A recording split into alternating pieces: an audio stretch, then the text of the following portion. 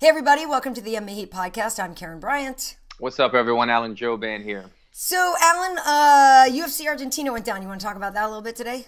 Let's do that, man. The story of a nice jab and a nice low kick was kind of the story of the main event, it looked like. Well, yeah, and I'm curious what you were thinking on this, because obviously the main event was in your division, and I had to feel like, it's funny sometimes when you're fighting, like you have an eye on it and you can praise people, but I don't know if it's harder sometimes when you're looking at people that are right in your weight class. Like overall, do you find it harder to like be objective when you see somebody doing something where you're like, I could do that better, or what?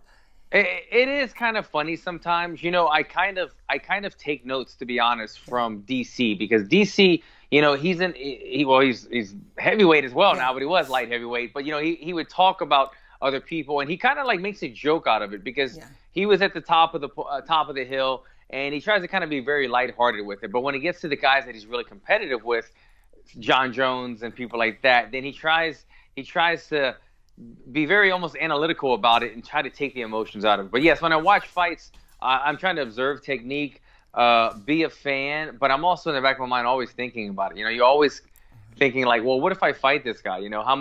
How much props do I want to give him, or how much insight do I want to give him into what I like that he did and things like that. But good performances out of the guys on Saturday night. Yeah, well, that said, I actually, thought Santiago was probably going to win this fight. He just seemed, like I think we were saying before, it was probably going to be Santiago by knockout or Magny by decision, if that was going to be the case. Harmony's here. Hi, Harmsy. Yes, I hear her. I'm talking to you, Alan, your buddy. She must have, she heard me, I think. I was just going to say, she loves you. Yeah. But Ponzinibbio, it was funny to me because there were a few opportunities, obviously, where he could have taken it to the ground. Magny was down there, and he's like, no, just get up. He was doing so good, so well on the feet. He really is Harmsy, no, I don't know if this is going to work for us. He's such an exciting striker. I don't know. I really enjoyed his game, and for him, I feel like he really was elevated for a great performance in front of a home crowd. Yeah, I mean, he looked super sharp. I have to give both guys credit, because Neil Magny was trying to weather this storm. Mm-hmm. I mean, I think he knew that Santiago, like we just discussed, would probably come out the gates kind of swinging, and if he could weather that storm, try to drag it into the later rounds, because, Neil Magny, he's got good gas tank, he's got good footwork, and he obviously has the range. Yeah. Hey, what's up? There she is. But Santiago Ponzinibbio, he was very consistent. I thought he looked super sharp. I mean, his jab, for being a guy that was, I think he was the shorter of the reach by about 6 or 7 inches. I mean, it was a good bit of reach differential between the two, but he was landing his jab repeatedly, and he always kept Neil Magny against the cage, backing up, not able to really get into rhythm, and he did a good job of that throughout the remainder of the fight. Neil Magny kept trying to come out after each round and start strong and take the center of the octagon, and then Ponzinibbio will put him right back against the cage again and go back to work on it. Yeah, how much heart? I mean, we already knew this, you just said, about Neil Magny. Like, that guy has so much heart. And he's got a lot of heart. Yeah. I mean, and every time he would take one of those leg kicks, like, my whole body just, like, freaked out, kind of, because you could see how painful it was. And it started to get to the point where, like, oh, my God, I don't even know if he's going to be able to put anything on it. But then he was like, screw it, I'm still here. Let me use it. He tried to do a few push kicks with it. But you could just really tell that it was such a vulnerable thing, to have that lead leg out there like that for Ponzinibbio to take swings at. I actually was surprised. There were times when I thought Santiago could have attacked the leg a little more than he did. But he seemed to rather try to piece him up with the hands. I think he just maybe prefers that. But there were a couple times actually was surprised he wasn't throwing the leg kicks, but then I was thankful that he wasn't, because it was so hard to watch.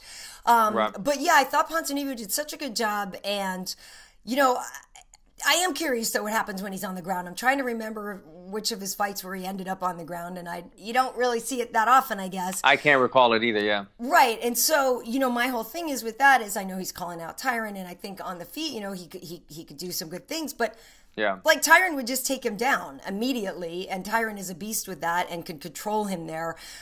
So it's weird. I feel like, and I know Santiago was kind of saying that Darren's ducking him and this and that, but I don't know. I'm gonna have to go back and watch more tape then to see if Santiago's been put on the mat and what he's got, because you got to be careful calling out Darren and poking the bear like that.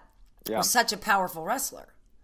I have to do the same. I need to go back and I want to rewatch some of Santiago's previous fights. I want to rewatch. I'm trying to think his last loss. I don't remember who his last loss was. It might have been the guy. What's his name? That's in Bellator now. That has the hair, the bell on the side of his head. Larkin. It might have been. I feel like Lorenz Larkin might have knocked out, and I could be wrong about this, but for some reason I feel like back in the day, a couple of years ago, Lorenz Larkin knocked out Santiago Ponzinibbio, and he might have been undefeated since then, or had a lackluster type of loss against somebody. But that was the only dramatic loss, if I'm not mistaken, that I remember. But I got to say, we haven't really seen much of his ground game, but I really appreciated his sprawl, his defense. Yes. I mean, granted, we were going against Neil Magny, who was a tall.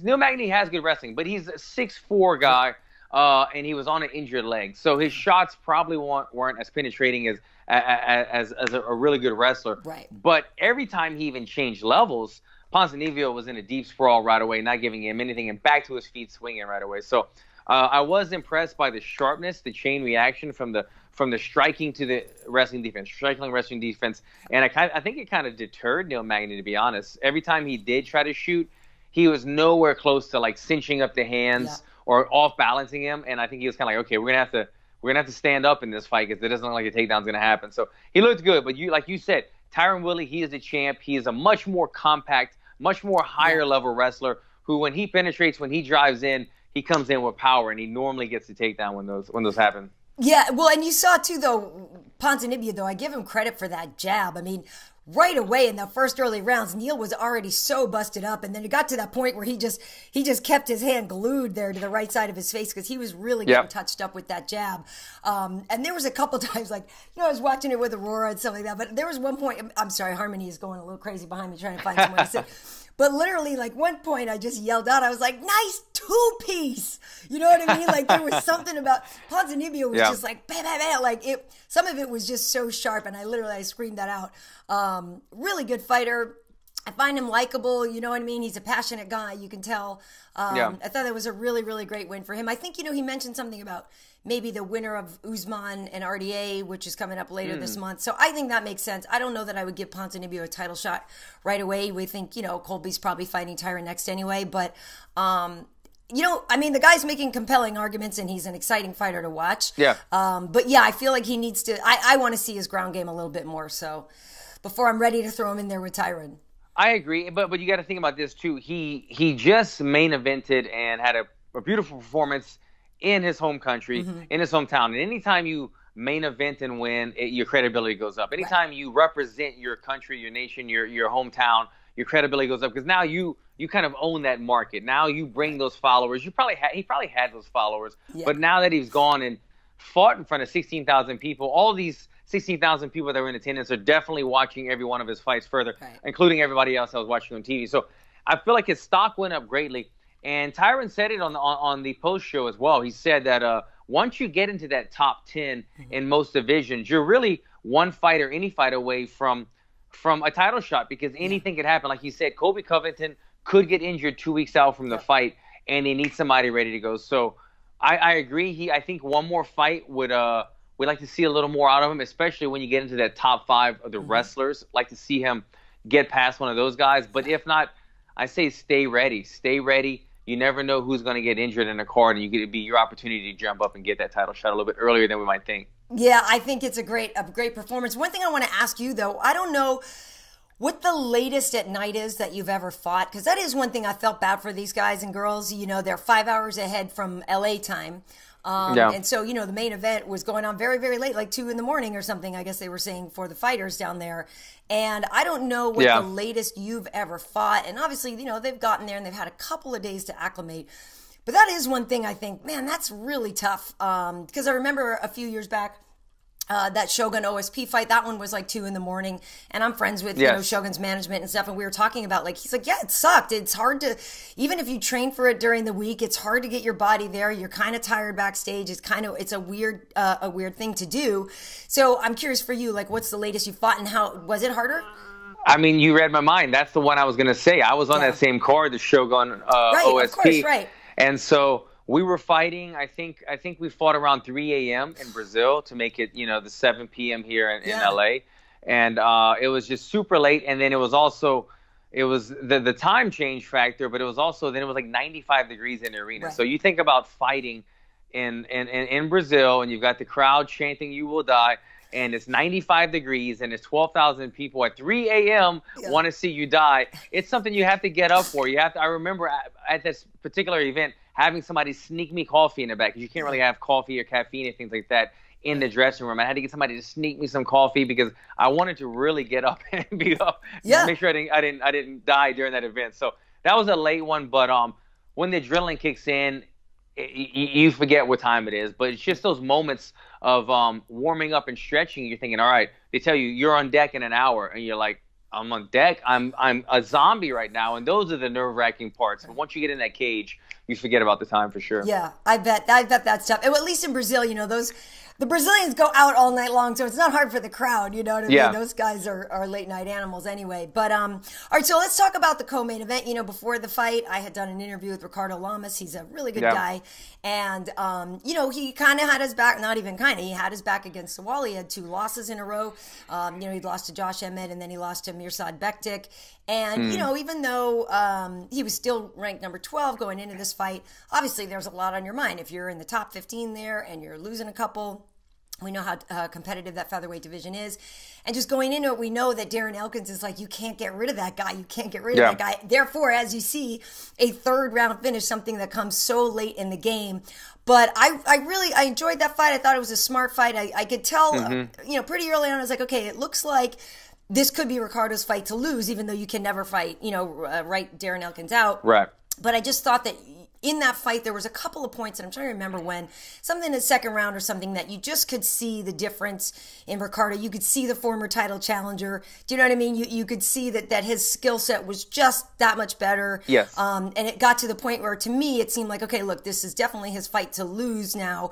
But, just don't get caught, because Darren could catch you with something. But I thought it was a smart performance from Ricardo, and he needed that kind of emphatic finish, that kind of statement to shake off those 2 losses. So I was really happy for him.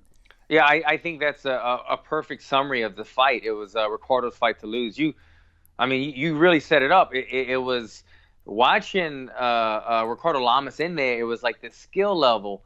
I don't know. They both have skill. They're both veterans. It's not like we're talking about a guy that's been in here a while and a newcomer.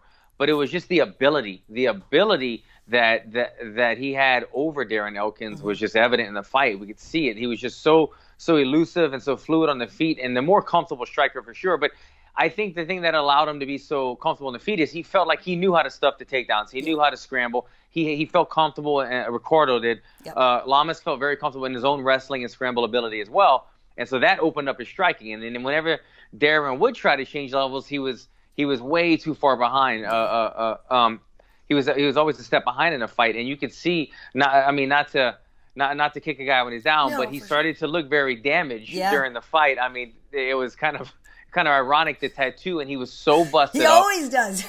I mean, he was busted up and getting beat up, and it was almost kind of like a bad thing to watch. But you start thinking, okay, Ricardo's fighting so flawlessly that it's like if he has one slip up, Elkins is going to jump all over him, but he didn't really seem to have too much of a slip up. Or he didn't leave the door open too much for Elkins to try to come in and steal the fight from him. A beautiful fight. It reminded me again, it was a referee stoppage is what ended up doing it. Yeah, it was a TKO in the 3rd. He got him down, and he was, really kind of wailing on him. And the ref had kind of seen enough. Yeah. And I think a lot that had to do with it, I think it was the blood, if I remember correctly. The blood was kind of all over the place. And it was in his eyes. And it was the TKO happened via ground and pound. So when you're on the mat, the blood's just flowing directly into your eyes if you're looking straight up at the ceiling. And it was just kind of like, I don't think they were devastating ground and pound punches, but it was enough for the referee to say, look, he's absorbed so much throughout the course of the fight. It's not getting any better. It's only getting worse. And now he's in a much more a worse position, a dangerous position, because the blood's in his eyes and he can't defend himself off of his back.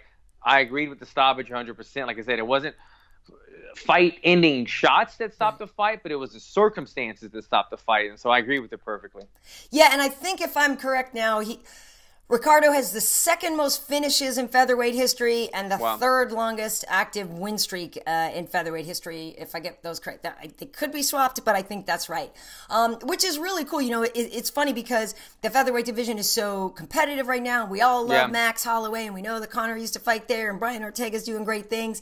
But you know, it's kind of cool that Ricardo quietly has these records now for him. You know, for a guy that, as we know, people kind of forget good fighters easily. You know, they forget if you're out for you lose a couple and that guy's a bum. It's like, well, he's not. I mean, if you look at these records that he set and you know the kind of competition that he's faced in there, he's faced great competition over the years.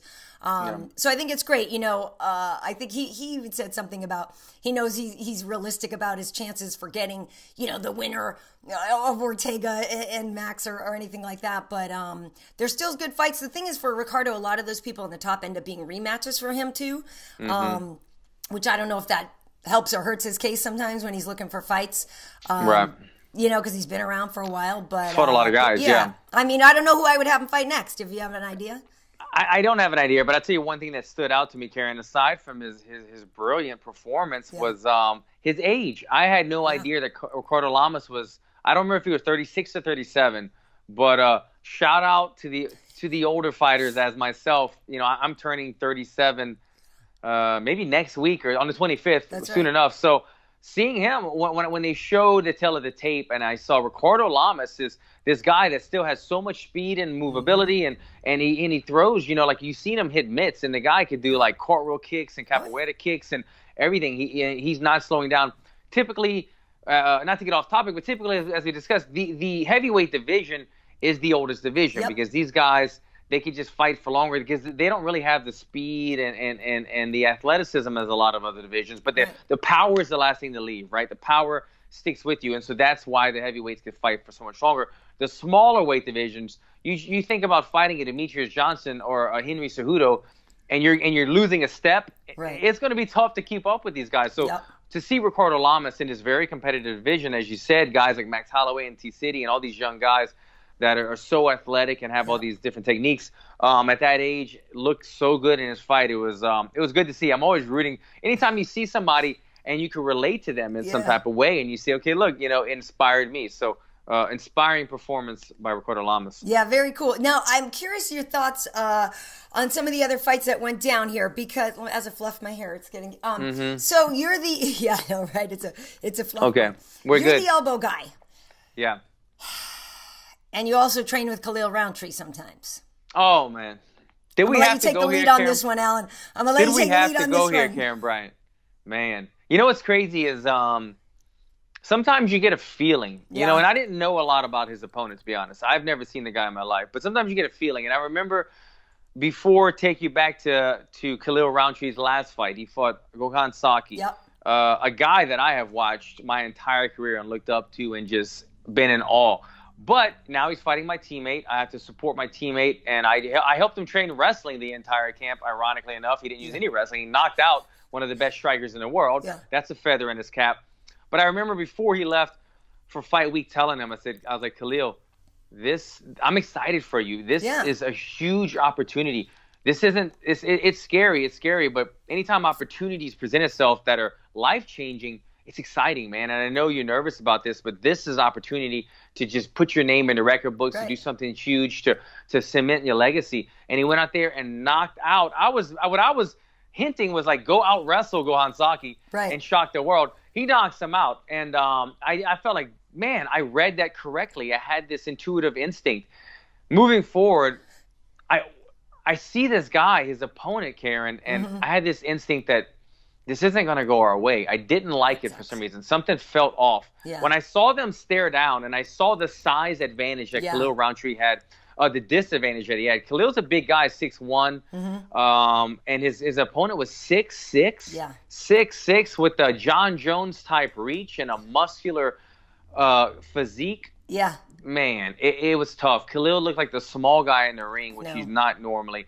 And you talk about power. Those elbows, to be honest, didn't even look like he was powering through them, turning his hips all the way over. But it just shows you that if he hits you on the right spot, or the guy just has that natural gift of power, it's going to put you down. And Khalil's a guy that could take a punch, man. And those elbows weren't even really chamber fired. They were just fired. but they put Khalil to sleep. It was hard to see, but as a friend, it was hard to watch Khalil go down like that. But as a fan and an analyst and somebody like you that we geek out on this stuff, this guy that I don't even remember his name. Johnny Walker, just like the whiskey. Oh, thank you very much. The Blue Label himself. I mean, Scotch, the guy. Yeah, Red Blue Label, exactly. He's a top shelf guy right there, man. And he looked top shelf against Khalil. And he's a guy to watch out for. Just his size and physique alone presents a lot of trouble for the rest of the division. Yeah, I was impressed. I really didn't know that much about him. Hadn't seen his, I think he was on Dana White Contender, so I hadn't really seen that. But same with you. I really like Khalil, and I was so happy when he beat Gokhan. I actually didn't know that he was going to do that to Gokhan. I kind of didn't expect it. I thought Saki was going to Saki bomb him like everybody. And when he did that out in Vegas, I remember oh my God, I was so excited for him because Khalil is such a good guy. And I really didn't know what to expect in this fight. But again, like you said, you could kind of see size disadvantage. Oh, that's not great because Khalil's a big dude. But just the way Walker just got, it was so perfect. Obviously, it was right on the temple, and just the sound of it. I just remember standing there in the room, was like, oh, that sounds bad. You know what I mean? Like you didn't even have to see that elbow land. You heard that thud. And then Khalil went down, and then he followed him up a little bit. He didn't even really need the follow-ups on the ground, I don't think. I feel like Khalil was out. I remember Big John McCartney a couple of years ago, somebody asked him, what was the loudest strike you've ever heard? And he actually said, which just surprised me, he goes, when Alan Jouban elbowed Richard Walsh at the Staples Center, that elbow knockout, he goes, that was the loudest crack I've ever heard. And I was surprised by that. And so to go off of what you're saying, something about the elbow against the forehead, the skull, it makes a good sound. I guess bone on bone, it makes a cracking sound. And you're right, man. When Johnny Walker landed that, like I said, it wasn't really even so much chambered as it was he just went with it. Yeah. But, man, it caught Khalil off guard, and we saw what happened, the repercussions of it. You know what it was as well? It was the confidence. I saw his size, and that kind of made me think, wow, 6'6", with a freaking, I think his reach was in the 80s, 82 or something. Crazy. But then he was so confident and charismatic, and he was he was juking and jiving against with the camera. And when you see a guy that's charismatic and confident and at ease in the ring, and then they have these other attributes with their physique and their size and their reach, it's worrisome when when your buddy's standing across the octagon. So anyway, he's the kind of guy that the UFC likes because he gets out there, has a little fun with it. The fans seem to like it. So bright future for him probably. Yeah, it was cool. Somebody else who has a lot of confidence, Cynthia Calvillo. Now, the thing is, this fight is problematic, right? Because I like her so much. I think she's a really cool chick. Obviously, she's really talented. I just like her attitude. She's a finisher. She's feisty. But you got to make that weight. You got to make that weight. So that really bummed me out that she missed it. It really bummed me out. But that said, I loved the performance. And Pollyanna Botello, by the way, who's equally feisty to me, she, that girl has a lot of attitude, a lot of aggression. I thought that, the beginning of that round was so entertaining, and they were just both going at it like cats in a bag, and I totally loved it. But, Cynthia, she has a killer instinct. She has that finishing instinct.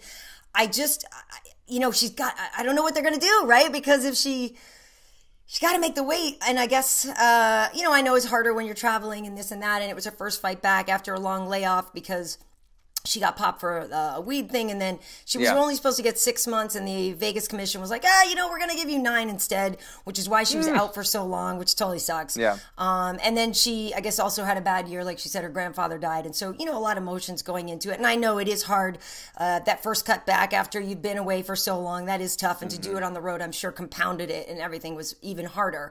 But she looked really bad on the scale on Friday. I don't know if you saw that tape. She looked really, really bad. I'm happy that she was able to rehydrate and be able to put on that performance, but we got to figure out what's going on in that camp for her to be to look that terrible at her weigh-in and to still miss. That's not okay.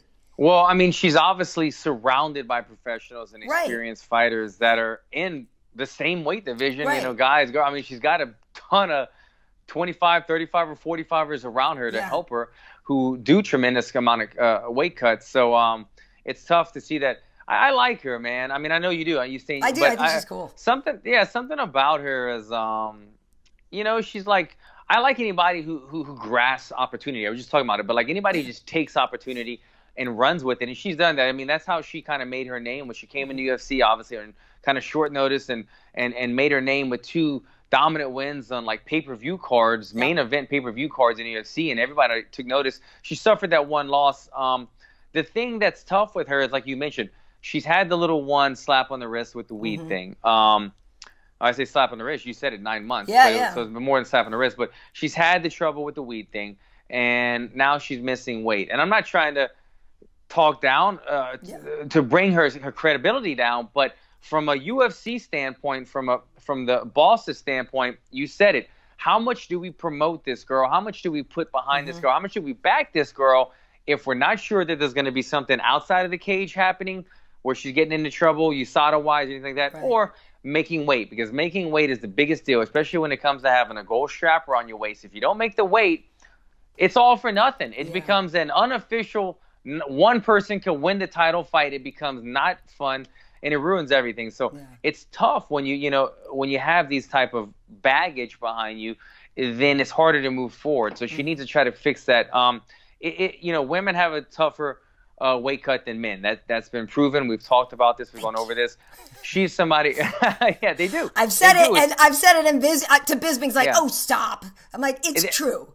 It's true. It's true. It's been proven. I'm not a scientist, but the smart people have proven it. It's a fact. They have a tougher time getting off that extra water weight. Okay, so if she's somebody who is a future prospect, or not a future prospect, but she's a future contender, and she's having these issues, you got to put money into it. You got to get a nutritionist. You got to get somebody to at least line you up with a meal plan 6 weeks out, and then maybe bring a nutritionist in for fight week just to make sure you make the scale to make the weight.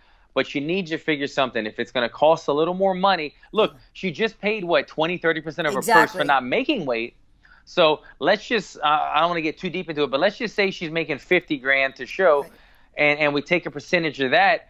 She could take that percentage and put it towards a meal prep guy and make sure she makes the weight. Now there's no fault at her, no slap on the wrist. The same money would have been distributed out if she missed weight.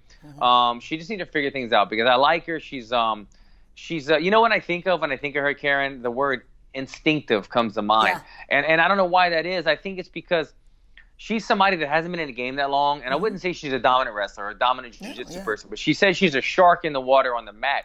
And that's what I see. Some girls, some guys, whoever, they come into the sport and they naturally know where to go. Positional changes, when to wrap up the arms, when to do this, when to that. And she just knows instinctively when to take a certain position or how to change the course of the momentum of the fight. And she's got good fight instincts. So I think she can go a long way, clean up that other stuff. Yeah, and I don't think she's a 25er. You know what I mean? Some people are like, oh, she should just go up and wait. I don't think that's it. I think she's where she should be.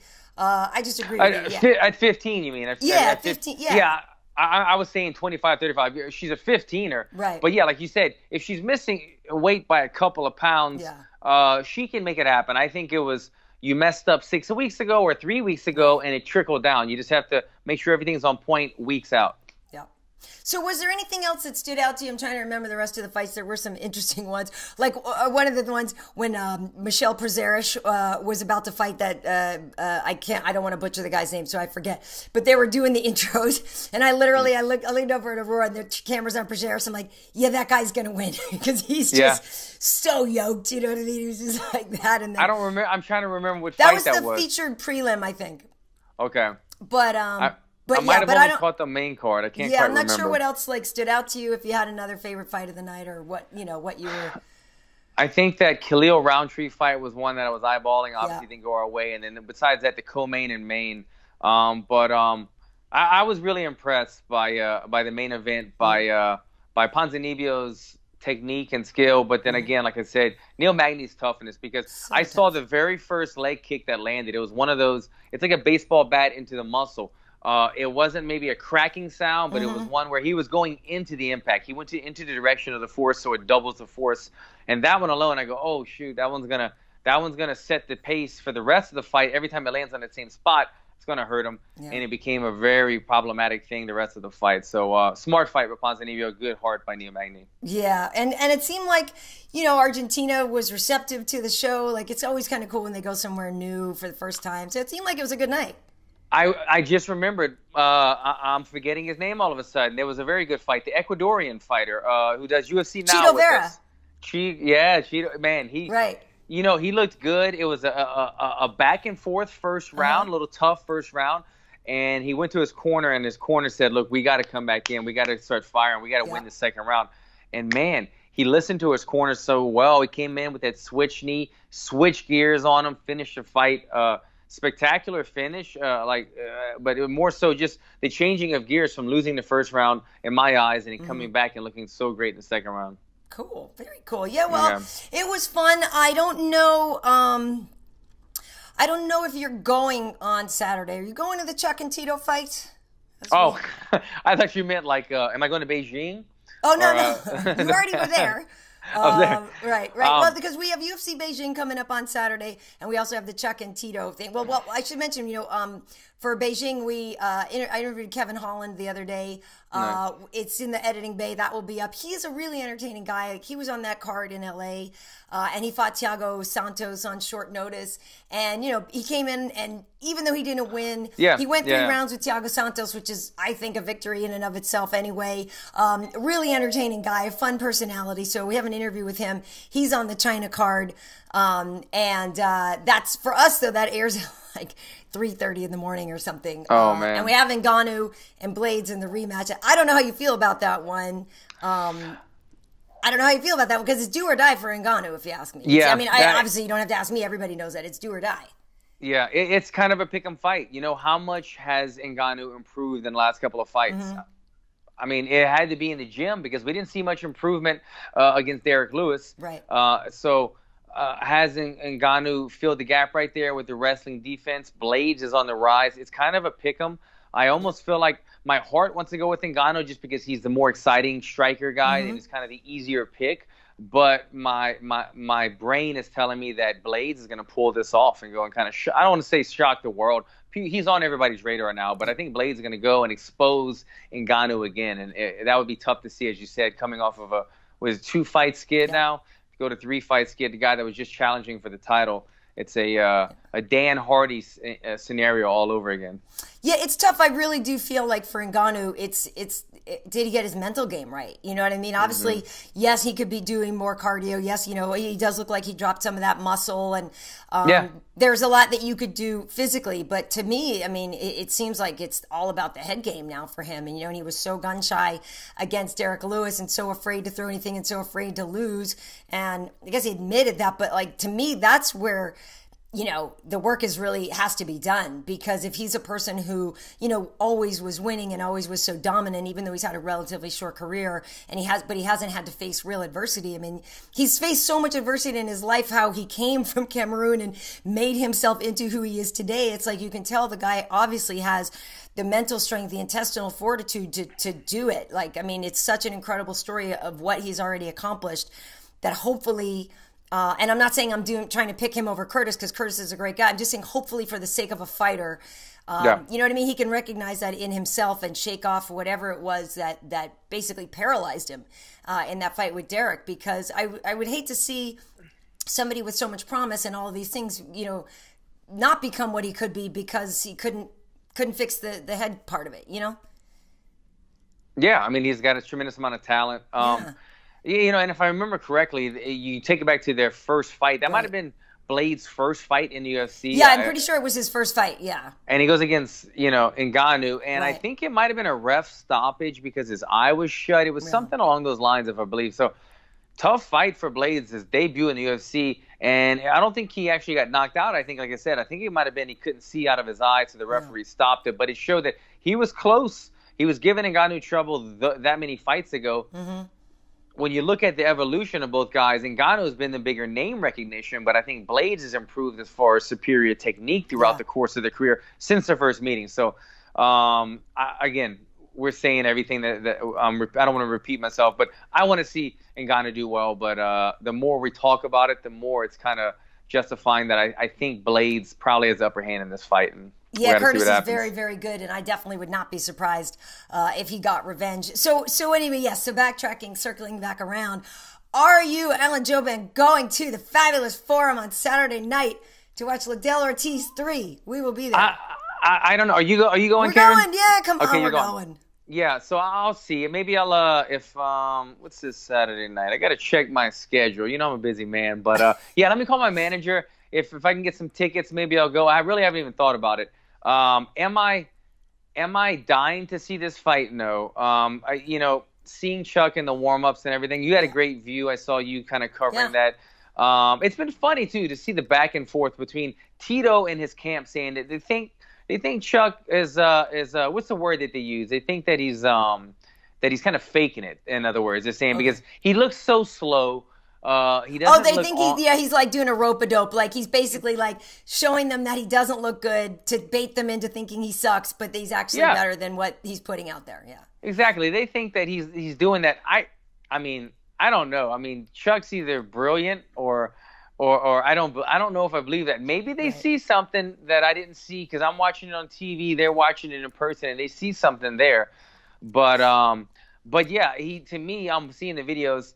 His punches, his kicks, they look a little bit tired. He looks very tired and fatigued. That's everything that he does. And he's coming off of a tremendous layoff where Tito has been an active fighter. I think Tito's going to get the takedowns. I wouldn't be surprised if Tito was able to somewhat outstrike Chuck Liddell.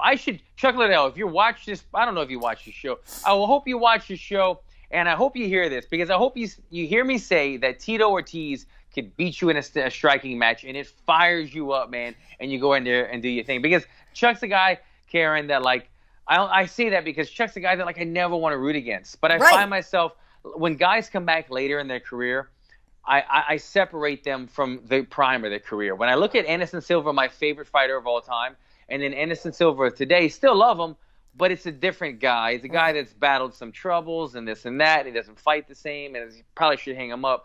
And the same thing with Chuck. So I wish him the best. I hope he does well. And I hope he is rope-a-doping because I don't think he looked that impressive in his training. Yeah, like you said, you never want to root against Chuck, right? Like you can't. It's Chuck. It's Chuck Liddell. Like nobody doesn't like that. Nobody doesn't like him. You never want to root against him. He's cool. He's the Iceman. He's he's done everything. He's just like synonymous with cool. When you think about the legendary days of the UFC, like Chuck in the Iceman shorts with that pose, it's such an iconic feeling and sense. Yeah. Chuck equals sign UFC. Do you know what I mean? That said, I think Tito wins, and I don't think it's gonna be that. I don't want to say it's not going to be that hard, but like Tito to me looks to be in such better shape. Yes. And he's working a lot with Jason Perillo for his boxing, and he has for so long. And kind of like what you were just saying, Chuck coming back from such a long layoff where Tito has been more active the whole time. And, he's had some Bellator fights, and, obviously Tito had some time off too. And we all know the, injuries and surgeries and all that. But even with all that said, Tito just still looked to be in better shape to me. You know what I mean? He just seemed to have lost fewer steps, you know what I mean, in time. So sure, he's not as fast as he once was. But I think he's faster than Chuck right now. I feel like, yes, he's not the same. Maybe the power is still there. But for me, physically, I think Tito has what it takes to beat Chuck. The thing is like if Tito gets emotional about it, right? Because Tito's an emotional guy, right? And I feel like that's what's going to undo it for him. When we were, like you said, I shot the open workouts last week over at King's in Hollywood. And I had these great views because I was right on the mat, and it was really fun. And Tito went first. And so, have a little interview with Tito and then his footage. But Tito hung around after to watch Chuck work out a little bit. And that was his whole thing is like, so he's sitting there watching and Chuck's doing his thing. And then all of a sudden Tito just starts telling, is that all you got? You know what I mean? Like, that's garbage. You're slow, man. Yeah. And like, you're going back and forth with the camera trying to catch it. And it's entertaining. Just because fight hype stuff like that is just always entertaining. Whoever side you're on, I don't care. But like, it was sort of funny. But again, like, I don't necessarily think Chuck is like trying to fake everybody out. But I also do know that at open workouts, it's not like you guys put on like 100% show of what you really have, right? You're just kind of going through some moves. He was doing some jiu-jitsu with Scott Einstein. He did some pad work with Antonio McKee. Like, you're showing some things. You're moving around a little. I can't say that the Chuck that I saw in the gym is going to be the Chuck that's walking into the cage. You know what I mean? I think it's going to be amped up more so.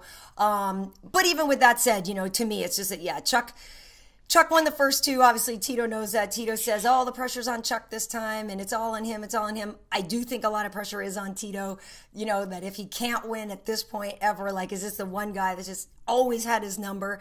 And I feel like the emotional part of the game is gonna impact Tito more than it will Chuck.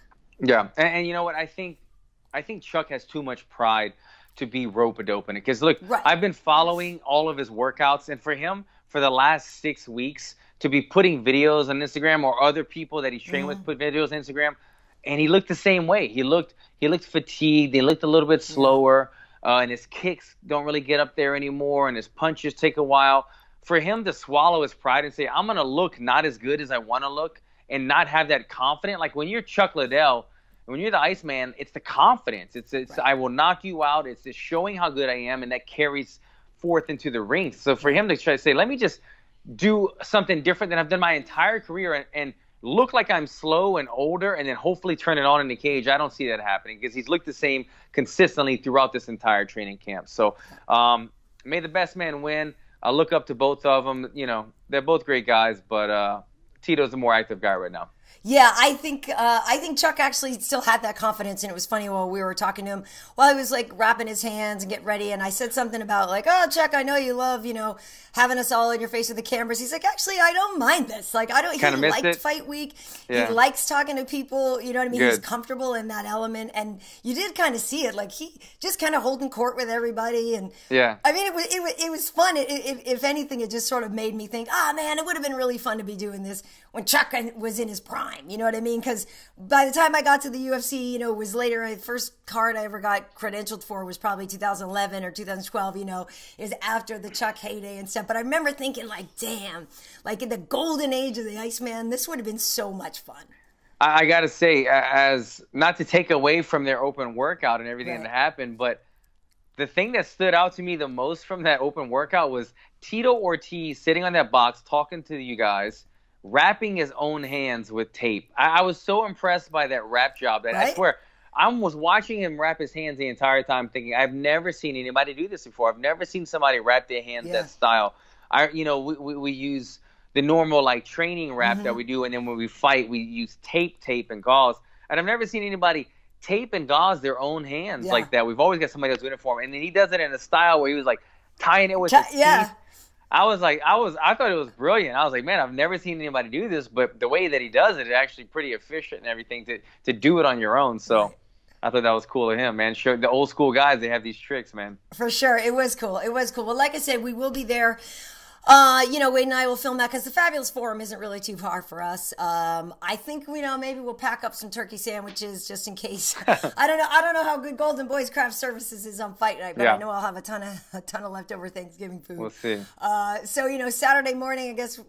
We're night owls, but we're not staying up till 3:30 to catch the beginning of that China card. Bless your hearts, folks. Sorry, I'll have to pick up on it later.